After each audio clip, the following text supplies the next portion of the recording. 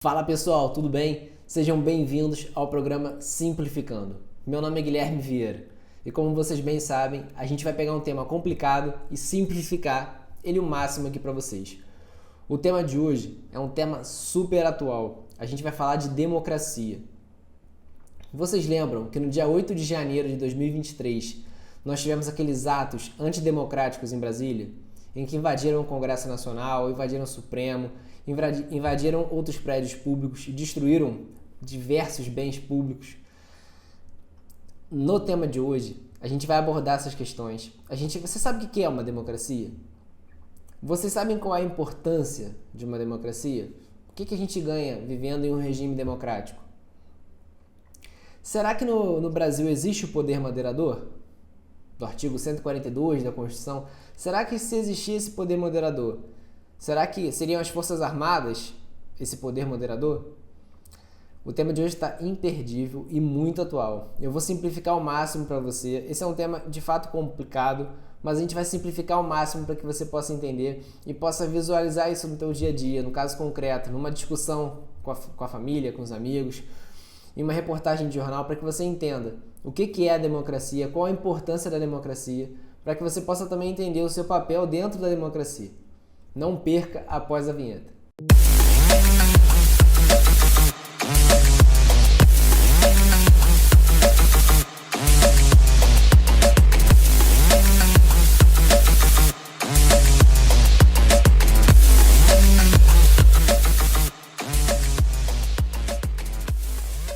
Fala pessoal, vamos lá então. O episódio de hoje está com muito conteúdo e do jeito que vocês gostam. A gente pegou alguns temas bem complicados de democracia e simplificamos ao máximo para que você consiga entender, tá? E você vai conseguir ver isso no dia a dia, na prática. Quando você ligar a televisão, as pessoas vão comentar e você vai entender o que é a democracia, o que são as questões que a gente vai abordar agora, tá? E é muito importante para você entender o seu papel como cidadão, tá? Então vamos lá. Democracia, basicamente o conceito simples de democracia é soberania popular e governo da maioria. Soberania popular e governo da maioria. Tá bom, mas o que é soberania popular? Soberania popular é basicamente o povo, ele é soberano. O povo, ele vai decidir o que vai acontecer naquele estado. Ele vai, por exemplo, opinar em relação às leis, ele vai opinar em relação às políticas públicas. O povo, ele é soberano nas decisões daquele estado. Todas as decisões que o estado toma, ele toma pelo povo. E aí vocês vão ver que isso pode acontecer diretamente ou indiretamente, tá? Então vamos lá. Conceito de democracia: soberania popular e governo da maioria. O que é governo da maioria? A maioria elege o governante. Eu acho que isso é até mais tranquilo de entender. Então, o governador, o prefeito, o presidente da república, eles são eleitos pela maioria, tá? Então, repetindo, democracia é soberania popular, ou seja, o povo vai decidir sobre as principais decisões do Estado, e governo da maioria. A maioria vai eleger, vai decidir quem vai governar. E aí eu pergunto para vocês, mas vocês acham que isso é suficiente? Isso basta em uma democracia? Pode, por exemplo, uma maioria eliminar a minoria? Pode uma maioria, por exemplo, restringir direitos daquela minoria? E aí eu já falo para vocês, já vou antecipar que esse tema está relacionado às limitações da Constituição. A nossa democracia é uma democracia constitucional, tá? Então, esse tema a gente vai abordar mais pro final. Segura isso aí, segura suas dúvidas, e daqui a pouco a gente vai abordar isso. Vamos antes tratar de alguns outros temas também que são muito importantes, que são as 3 espécies de democracia. Nós temos 3 espécies de democracia. A democracia direta, a democracia indireta ou representativa e a democracia semi-direta ou participativa. Calma, eu vou explicar para vocês, vocês vão entender isso com tranquilidade. Vamos lá. Democracia direta, democracia indireta e democracia semidireta. Tá bom, vamos lá. Democracia direta. A democracia direta é a democracia dos gregos antigos, que eles se reuniam numa praça e deliberavam sobre as principais decisões do Estado. Tá? Na democracia direta, o povo, o cidadão, ele vai decidir diretamente sobre aquilo ali. Ele não vai ter um representante. Tá? Na Grécia Antiga isso era possível porque a população era pequena e, além disso, só quem podia votar, quem tinha capacidade, né, eleitoral, quem podia manifestar sua opinião política, era uma camada pequena da população. As mulheres não votavam, os escravos não votavam, as pessoas que tivessem uma renda muito baixa não votavam. Então era uma elite pequena que votava. Por isso que era possível se reunir todo mundo numa praça pública para decidir. Então, o modelo de democracia direta é o modelo do grego, o modelo antigo. Hoje em dia, no modelo atual, na maioria dos países, quase todos os países, é impossível isso acontecer, por causa da quantidade de população. Eu até confesso que eu ouvi uma vez, não sei se é verdade, não posso confirmar com vocês, que tem um povo em algum município, alguma cidade, se eu não me engano da Dinamarca ou da Noruega, que eles, de fato, continuavam votando e decidindo por meio da democracia direta, tá? Mas aí eu confesso que eu não posso confirmar isso para vocês.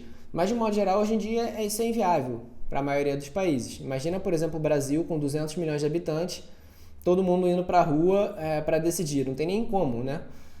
Então, por meio dessa impossibilidade, por ter muita gente, a gente chega no segundo modelo de democracia. A democracia indireta ou representativa. Indireta porque você vai eleger um representante para você. E aquele representante, ele vai depois emanar as decisões, as leis, definir as políticas públicas. Você vota, por exemplo, num deputado federal ou num senador, e aquele senador ele vai votar um projeto de lei, ele vai tomar alguma decisão política.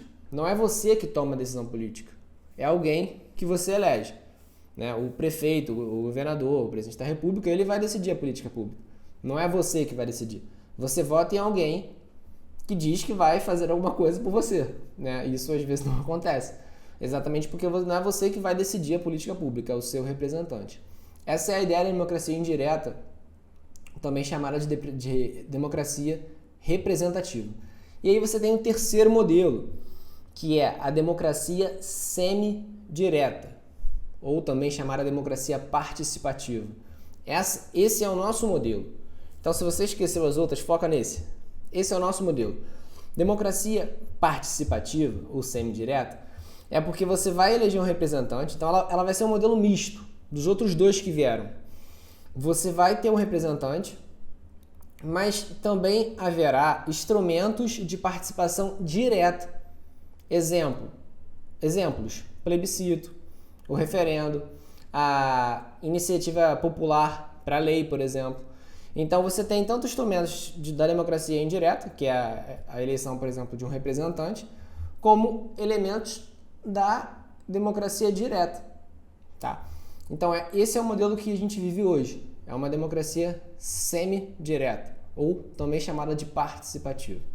Isso aqui é mais para vocês entenderem quais são os modelos que existem de democracia, para vocês conseguirem entender mais ou menos. Tá? Então, por exemplo, saber que a democracia direta hoje não tem como acontecer pela quantidade de população que a gente tem.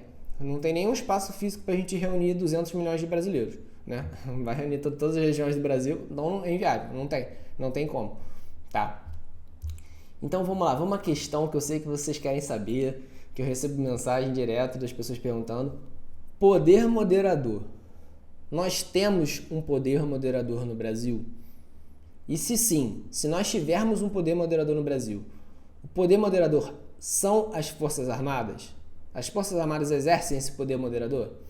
O que vocês acham? Olha, eu queria deixar bem claro aqui, essa é uma questão séria do programa, que esse programa não tem nenhum viés político, tá? Nenhum viés político. Eu tento sempre buscar um equilíbrio, sempre. Então, eu falo o que existe no mundo jurídico, as opiniões, e aí você extrai a sua opinião. Esse é o propósito do programa, tá? Eu não entro aqui em direita, esquerda, não. Obviamente que eu defendo a democracia, isso é óbvio, mas eu não entro em questões mais complicadas, mais polêmicas. Então vamos voltar para o que interessa e vamos esquecer essas vezes essas coisas que giram em torno desse fanatismo de briga, de política, essas coisas. Eu tô fora disso. Então vamos lá, vamos para o que interessa. Poder moderador. Vamos lá. O que seria o poder moderador? Antes de falar o que seria o poder moderador, eu vou falar da história, tá? A nossa Constituição de 1824, tá? 1824, ela trouxe a imagem do poder moderador. Só para vocês lembrarem, em 1822 nós tivemos a nossa independência de Portugal. O Brasil se tornou um país independente. E no governo ficou o imperador, tá? E a Constituição de 1824 vem nesse contexto. Foi a nossa primeira Constituição. O Brasil era o Brasil Império. Então, em 1824, na Constituição do Império, havia a figura do poder moderador. E o poder moderador seria exercido pelo imperador, tá? O imperador, ele teria um poder, ele seria um poder. A gente conhece os três poderes, legislativo, executivo e judiciário. E haveria um quarto poder, que é o poder moderador, tá? Esse poder moderador, na Constituição de 1824, era um poder político. É basicamente de controlar, de evitar desgaste dos outros poderes. E ele seria eleito por uma pessoa que seria o próprio imperador, tá? Ele, de certa maneira, interviria ali, entraria dentro dos outros poderes. Essa é a história do nosso poder moderador nas Constituições, tá? E o dispositivo era expresso, tá? Não tinha nenhuma interpretação abrangente demais, era expresso, tá? Então vamos lá. E aí você vai me perguntar, tá, legal, beleza. Mas e agora no Brasil? Nós temos poder moderador? Eu já te antecipo dizendo que não. Nós não temos um poder moderador. Essa tese, eu no começo do programa eu ia falar que essa tese é um absurdo, que quem fala que existe um poder moderador passaria vergonha, mas eu não vou falar isso porque eu encontrei um jurista que é um jurista um pouco conceituado, apesar de ser de uma geração bem antiga, né? Ele é conceituado, é muito respeitado no meio jurídico, que é o jurista Ives Gandra, que defende as Forças Armadas como um poder moderador, que atuaria no caso de conflito entre o poder executivo e o poder legislativo, judiciário, tá? Mas assim, eu nunca tinha ouvido falar de outro jurista de relevo, de renome, defendendo isso, tá? Então, eu diria que menos de 1% dos juristas que têm uma certa relevância no meio jurídico defenderiam essa tese, tá? Eu confesso que eu não conheço outro jurista que defenda essa tese. Mas por uma questão de honestidade acadêmica, eu tenho que falar que o Ives Gandra, de fato, foi um grande jurista, se eu não me engano, ele é professor da Mackenzie de São Paulo, e ele é um nome do direito bem conhecido. Hoje está girando de 80 e poucos anos, quase 90, e é uma pessoa que tem uma história no direito. Mas confesso que eu não conheço outro, tá? E todos os outros juristas, constitucionalistas, são unânimes em falar que não existe poder moderador, tá? Então, vamos ficar com quase todo mundo, porque ele é isolado, e acreditar que não existe poder moderador, tá? E agora eu vou apresentar os fundamentos para que você entenda por que não existe poder moderador. Porque, como eu sempre falo aqui, a minha ideia é sempre trazer luz para os argumentos. Sejam argumentos favoráveis, sejam argumentos contrários, tá? Então, vamos lá. Eu também depois vou falar os argumentos que ele utiliza para defender essa questão do poder moderador, né? Também por uma questão de honestidade acadêmica. Então vamos lá. O artigo 2º, primeiro motivo para argumentar que não existe poder moderador. O artigo 2º da Constituição é claro ao dizer que a gente tem 3 poderes só. Nós temos 3 poderes: legislativo, executivo e judiciário. Ponto final. Ponto final. Eu vou ler para vocês rápido, tá? Só para vocês entenderem. Artigo 2º da Constituição. São poderes da União, independentes e harmônicos entre si, o legislativo, o executivo e o judiciário. Ele não fala aí as Forças Armadas. Ele não fala poder moderador. Ponto final. Acabou. Você não pode criar um poder com base em uma interpretação que viole a própria letra da Constituição. Lembra que o texto é um dos limites da interpretação, tá? Não é o único, mas é um dos limites. E além disso tem o próprio artigo 142, tá? Que também é claro. Eu não vou ler esse artigo 142 para vocês, porque é um artigo muito grande, mas eu acho que vale a pena as pessoas pegarem e ler, tá? 142 da Constituição. Ele é bem claro dizendo que não existe poder moderador. Não existe poder moderador, tá? O artigo, eu vou ler para vocês porque eu acho que é importante ler. Eu não ia ler não, mas eu vou ler. Vamos lá. As Forças Armadas, constituídas pela Marinha, pelo Exército e pela Aeronáutica, são instituições nacionais permanentes e regulares, organizadas com base na hierarquia e na disciplina, sob a autoridade suprema do Presidente da República, e destinam-se à defesa da pátria, à garantia dos poderes constitucionais e, por iniciativa de qualquer destes, da lei e da ordem. Então, deixo bem claro para vocês que não dá para a gente falar em um poder moderador. Não dá. Falar isso é um absurdo, tá? Existe um jurista de renome que defende isso, mas de um modo geral, falar isso é um absurdo, tá? O argumento que ele utiliza ali é que dentro do texto você poderia falar que a garantia dos poderes constitucionais, essa expressão, você teria aí o poder moderador. Eu acho que, para ser bem sincero, é um argumento muito forçado, muito forçado. Você não pode ofender a democracia, a harmonia entre os poderes, que a própria Constituição expressa em dizer que só tem 3 poderes, e o texto não fala claramente que é um poder moderador. Vale a pena, se você tiver uma dúvida, quiser aprofundar o tema, abre a Constituição no site, só digitar Constituição da República, Planalto, que você vai ver a versão oficial, tá? Divulgada oficial, em tempo real, com qualquer modificação. E lê, para você entender o que eu estou falando. Lê o artigo 2º e lê o artigo 142, tá? Então, não prevalece essa ideia e é praticamente um absurdo você falar em poder moderador, tá? Essa tese é vencida, não prevalece, tá bom? Então, galera, a gente vai para o intervalo agora. Eu sei que é um tema polêmico, talvez você entenda, talvez você defenda que exista, que tem que... Mas não tem, tá? A gente prevalece muito e a gente tem que ser racional, tá? Ler os argumentos, ver e lembrar que se você tem um poder limitando, quebrando a ordem democrática, isso não deve ser cultuado. Não deve ser cultuado. E hoje em dia a gente está vendo até uma atuação mais ativa do Judiciário, do Ministério Público, para inibir esses atos antidemocráticos. A gente tem que proteger a nossa democracia e jogar dentro da Constituição. A gente sabe que existem várias interpretações possíveis, o direito tem essa questão de interpretação, mas a gente não deve interpretar o absurdo. O absurdo não deve fazer parte da nossa interpretação, senão a gente rasga a Constituição, rasga a lei, rasga tudo, tá? Eu não estou defendendo a atuação de nenhum órgão, pelo amor de Deus, não estou dando essa questão, até porque todos os órgãos também, provavelmente porque são feitos de homens, né? Pessoas falíveis, homens e mulheres falíveis, então certamente falharam também, tá? Então é isso, galera, vamos pro intervalo e a gente volta daqui a pouquinho.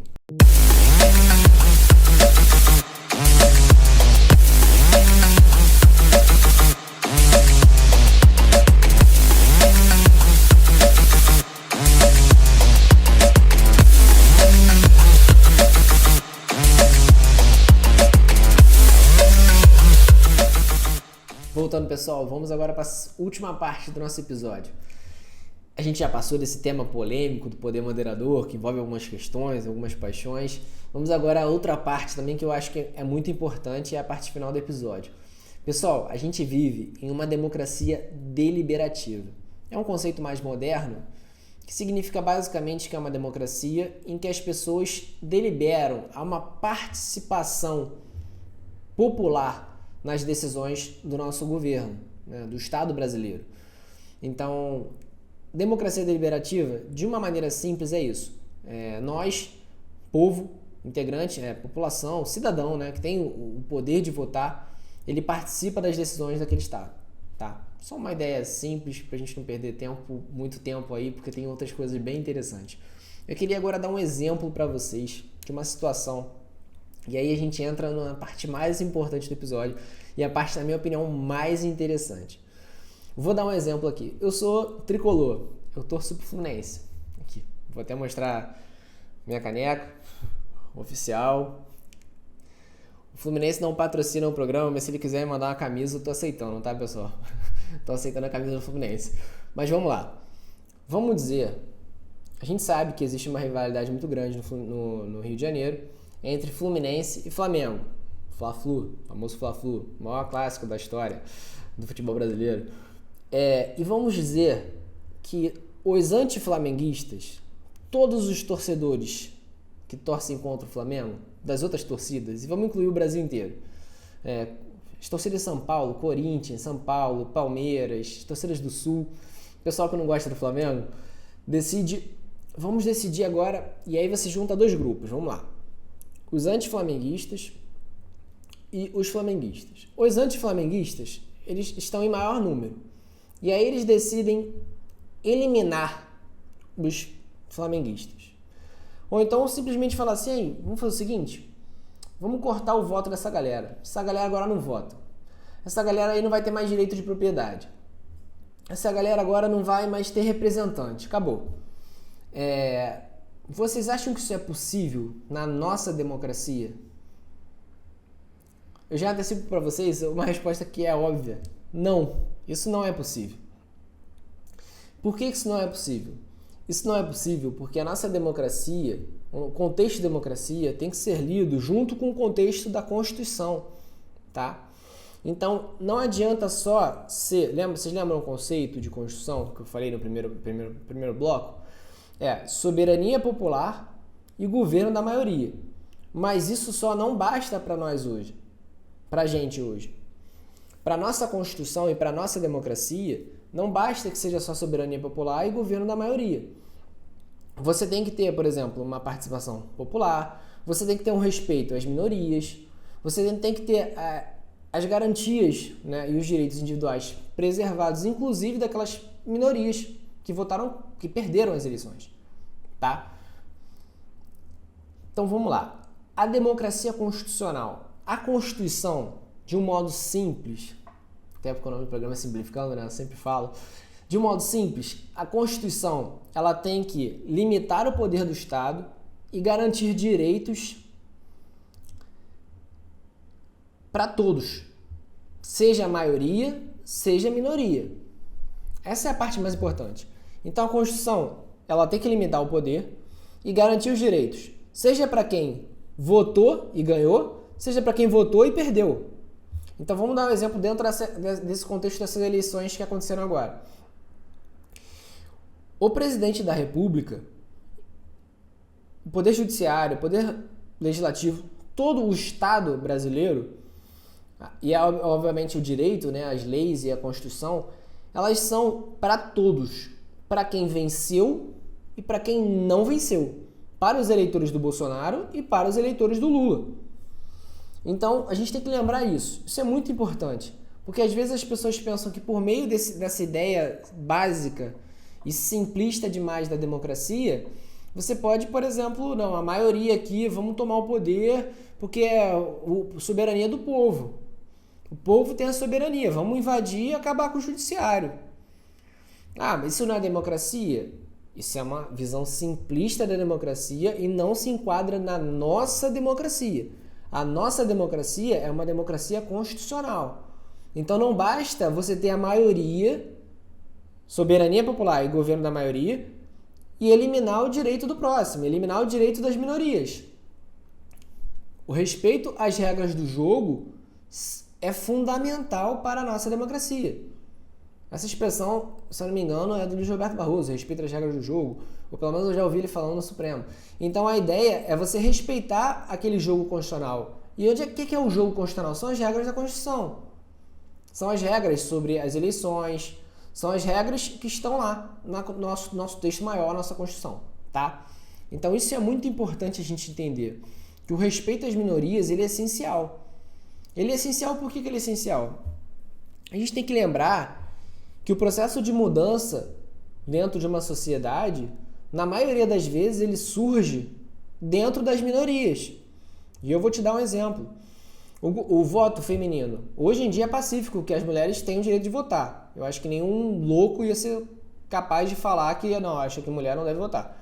Mas isso, quando surgiu, era uma ideia totalmente minoritária. A gente lembra que as mulheres votaram, se eu não me engano, no Brasil em 1932. Não, com certeza, em 1932. Que as mulheres conseguiram o direito ao voto por meio de um ato normativo do Getúlio Vargas. Lembra que de 1930 a 1945 a gente viveu a Era Vargas, né? Então, as mulheres tinham direito a votar, mas a gente vivia numa certa ditadura, então o voto era um pouco limitado, né, para todo mundo, não só para as mulheres. Mas as mulheres adquiriram o direito do voto. Isso foi uma grande conquista. Uma grande conquista. Então, grandes ideias muitas vezes surgem como ideias minoritárias. Vou te dar outro exemplo. A própria ideia da abolição da escravidão, quando ela vem de uma forma minoritária. Até porque, infelizmente, naquela época era algo comum. Era uma ideia que se tinha, inclusive chancelada até mesmo pela igreja, né? Existia a ideia de que o negro não tinha alma. Então, depois aquela ideia que era minoritária, ela foi sendo repetida, até que em 1888 nós tivemos a abolição da escravidão. Então, as ideias minoritárias, elas não podem ser eliminadas da sociedade, até para que elas possam crescer e, em algum momento, chegar a um debate público e, eventualmente, se tornarem ideias majoritárias, como esses dois exemplos que eu dei aqui, tá? Isso é muito, muito legal de a gente ver isso na prática, tá? Agora a gente está se encaminhando ao fim. Eu vou só fazer uma retrospectiva, porque eu usei muitos dados históricos e eu acho que é importante a gente ter essa noção, tá? Em 1822, nós tivemos a nossa independência. Como vocês sabem, o Brasil foi colonizado por Portugal e em 1822 nós proclamamos a nossa independência. Acabou Portugal, nós somos agora independentes, tá? Tudo bem que as pessoas às vezes criticam, dizem que a gente comprou, né, a Inglaterra, passamos a ter dívidas com a Inglaterra, mas o fato é que em 1822 nós tivemos a nossa independência de Portugal, tá bom? Em 1888 nós tivemos a abolição da escravidão, como eu falei, e é uma data que nós temos que saber, porque é muito importante para o nosso país e principalmente para lembrar a dívida moral que nós temos com os negros. Eu sou descendente de português e a gente tem que sempre lembrar disso. Em 1888 é uma data muito importante para que a gente tenha vergonha do nosso passado escravocrata. Então, em 1888 nós tivemos a abolição da escravidão. Em 1889 nós tivemos a proclamação da República. E agora, os dois períodos que eu acho que também nós temos que ter uma noção. A nossa democracia, ela vem... Antes de entrar na data da nossa democracia, vamos entrar no cronograma. De 1930 a 1945, nós tivemos uma ditadura também, que era a ditadura Vargas, a famosa Era Vargas, de 1930 a 1945. E aí depois nós voltamos para a democracia. Naquela época, a nossa democracia ainda era muito embrionária. Então, por exemplo, as eleições eram frequentemente fraudadas, tinham diversos boatos de compra de votos, voto de cabresto, coronelismo. Então, não era uma democracia muito bem assim elaborada, tá? E então tinham essas questões polêmicas, tá? Mas tudo bem. E aí, em 1964, nós tivemos um golpe militar. Para algumas pessoas, um governo militar, mas fato é que os militares assumiram o poder, tomaram o poder. Alguns dizem que foi para evitar uma revolução comunista, mas fato é que o presidente da República foi afastado, de fato, e depois totalmente afastado, e assumiu uma junta militar e o governo militar tomou o poder, né? Então, para a maioria hoje prevalece a ideia de que foi uma ditadura militar, de 1964 a 1985, tá? Lembrando aqui que essa é uma falha que até as próprias Forças Armadas, conversando e tal, muitos, eu vejo, os militares se arrependem do que aconteceu, foi uma falha, e como eu falei, as instituições são feitas por pessoas, as pessoas podem falhar, as instituições, elas têm o seu valor, independentemente da falha, do erro de alguns que lá passaram, tá? Mas beleza, vamos lá então, de 1964 a 1985. E aí nós tivemos a redemocratização, a partir de 1985. Tá. Em 1988, nós tivemos então a nossa Constituição, a Constituição Cidadã. E a partir dali, nós temos aí esse tempo todo de Constituição. E a Constituição Cidadã, ela foi um marco para a nossa história. A nossa Constituição de 1988, Ela foi um marco, ela garantiu direitos, ela explicitou diversos temas que antes não eram abordados, tá? E mais uma vez, eu sempre recomendo que vocês leiam a Constituição, que está de graça na internet. É só entrar no site do Planalto e você vai ver isso de graça. E vai saber, ler minimamente a Constituição para você saber o que está lá, para você saber como é que funciona o teu Estado. Vale muito a pena. Então, galera, a gente agora está finalizando e abordar o último ponto, que é um ponto mais atual sobre democracia, que são os riscos democráticos nas democracias dos últimos tempos, tá? Eu vou dar 2 exemplos de fatos que aconteceram que denotam claramente um perigo para as democracias atuais, tá? Primeiro, a invasão do Capitólio, né, da Casa Branca. Eu não lembro, na verdade, se foi a Casa Branca, mas invadiram o Capitólio, né, norte-americano. E não sei se chegaram também na Casa Branca, confesso que eu não lembro agora. Mas invadiram. E aquilo foi um atentado à democracia norte-americana. E dia 8 de janeiro de 2023, a invasão do Congresso Nacional, do Supremo e de outros prédios públicos no Brasil. São 2 fatos que aconteceram que gravam o enorme risco que as democracias atuais estão passando.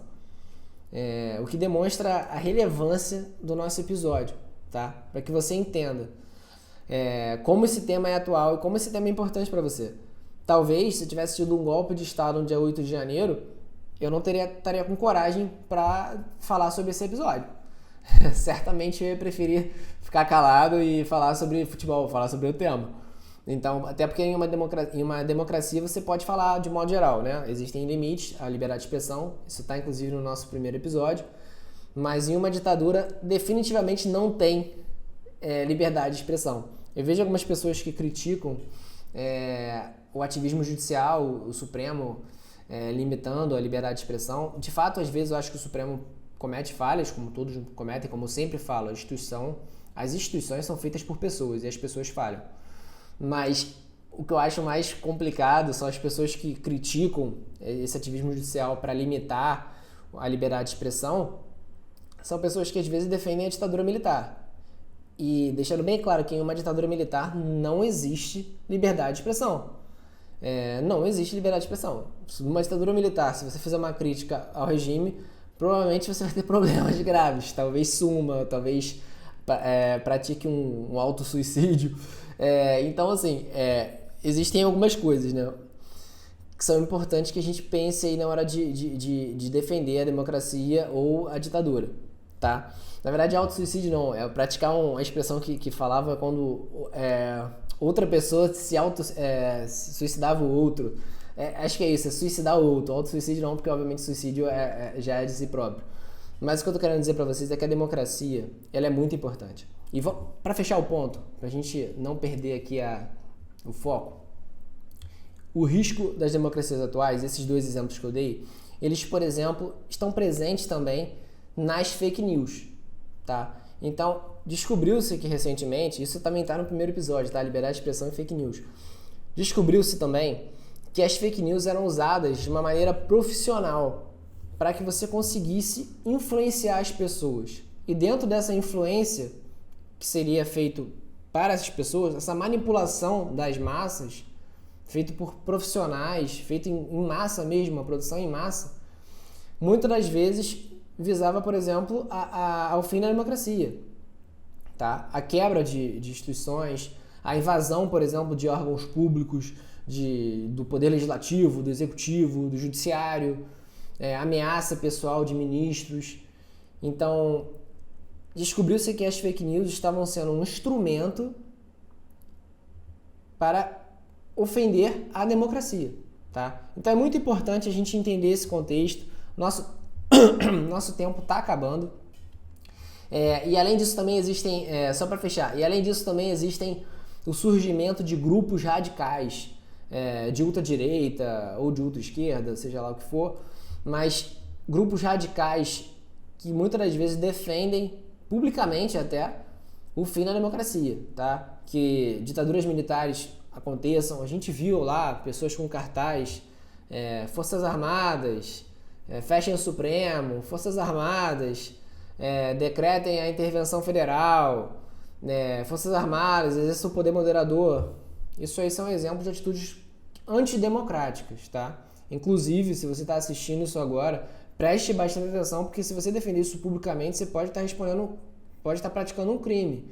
E você pode vir a responder criminalmente sobre isso, tá? E eu, obviamente, como me assiste, eu não quero que você passe por isso. Então, preste atenção, respeite a democracia, tente entender o que está em jogo, tente entender essas questões, principalmente quando você for participar dos debates, para que você não seja manipulado, para que você fale besteira e não entenda o que as pessoas estão falando, tá? Eu espero que vocês tenham gostado desse episódio. Esse episódio foi um pouco cansativo, porque tem muito conteúdo e muita cautela para que eu não seja mal interpretado.